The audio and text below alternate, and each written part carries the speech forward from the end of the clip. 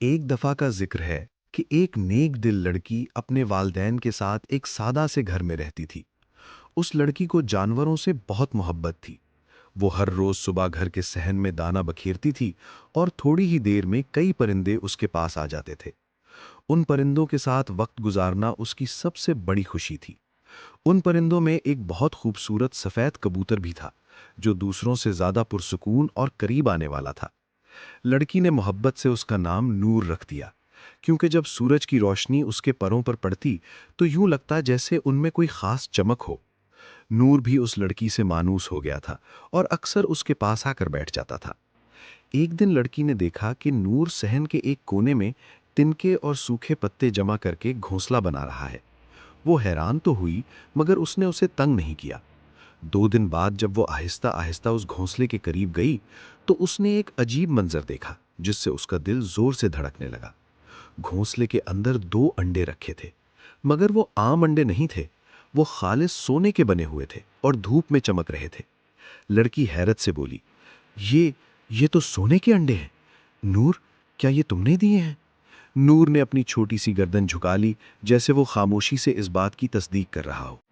لڑکی کو پہلے یقین نہیں آیا، مگر انڈوں کی چمک بالکل اصلی لگ رہی تھی۔ اس نے ان انڈوں کو اٹھانے کے بجائے بس ان کی حفاظت کرنے کا فیصلہ کیا۔ اس کے دل میں ایک ڈر بھی تھا کہ کہیں کوئی اور یہ راز نہ جان لے۔ کچھ دن بعد گھر کے حالات خراب ہونے لگے۔ اس کے والد بیمار ہو گئے تھے اور گھر میں پیسے بھی کم تھے۔ ہر رات لڑکی ان سونے کے انڈوں کو دیکھتی اور سوچتی کہ شاید یہی اس مشکل وقت کا حل ہے۔ آخرکار ایک دن اس نے ہمت کر کے ایک سونے کا انڈا لیا اور اسے بیچ کر اپنے والد کا علاج کروایا۔ اس کے بعد گھر میں امید کی ایک نئی کرن پیدا ہو گئی۔